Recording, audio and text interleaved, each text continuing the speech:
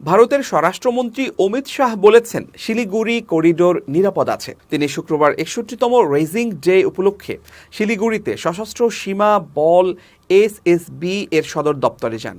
এটি রানীডাঙ্গা শহরের বারে অবস্থিত। এসএসবি ভারতের স্বরাষ্ট্র মন্ত্রণালয়ের অধীনে।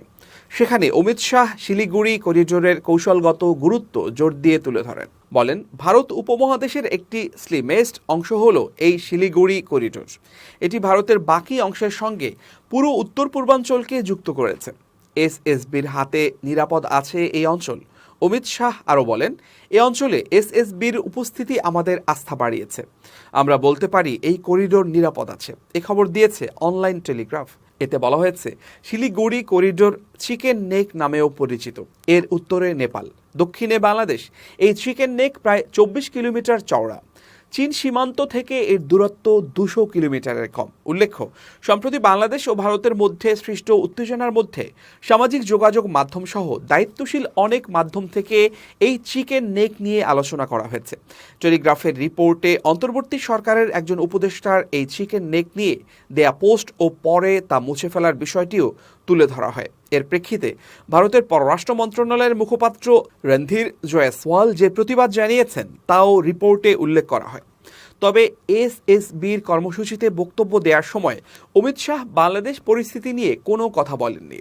তবে পর্যবেক্ষকরা মনে করেন, শিলিগুড়ি করিডোরের নিরাপত্তার বিষয়ে তিনি যে জোর দিয়েছেন তা চোখে পড়ার মতো। অমিত শাহ বলেন, এটা পরিষ্কার যে স্বরাষ্ট্র মন্ত্রণালয় জোর দিয়ে বলছে শিলিগুড়ি করিডোরের নিরাপত্তায় সক্ষম ভারতীয় বাহিনী। সেখানে কোনো রকম সমস্যা সৃষ্টির চেষ্টা করা হলে তা কঠোরতার সঙ্গে মোকাবেলা করা হবে। নেপাল ও ভুটানের সঙ্গেও সামনের সারিতে দায়িত্ব পালন করে এসএসবি। তাদের ভূমিকার এদিন প্রশংসা করেন স্বরাষ্ট্রমন্ত্রী। তিনি বলেন, সীমান্তে বেড়া নির্মাণ করে প্রহরা দেয়া ভিন্ন বিষয়, কিন্তু এসএসবি পাহারা দেয় সেসব সীমান্তে বেড়া নেই সেখানে। এর সদস্যরা এখন পর্যন্ত মানব পাচার, মাদক পাচার, আগ্নেয়াস্ত্র ও নকল মুদ্রা পাচার থামাতে পেরেছেন।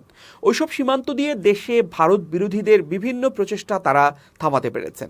ওদিকে সেনাবাহিনীর একজন সাবেক কর্মকর্তা বলেছেন, ৫ই আগস্ট বাংলাদেশের সাবেক প্রধানমন্ত্রী পালিয়ে দেশ ছাড়ার পর পশ্চিমবঙ্গের উত্তরাঞ্চল এবং উত্তর পূর্ব ভারতে সতর্ক করা হয়েছে সব কেন্দ্রীয় ও রাজ্যের এজেন্সিগুলোকে। একটি সূত্র বলেছেন, ইন্দো বাংলা সীমান্ত দিয়ে কোনো অশুভ উদ্যোগ প্রতিরোধ করতে শিলিগুড়ি করিডোরে নজরদারি বৃদ্ধি করেছে নিরাপত্তা বিষয়ক এজেন্সিগুলো।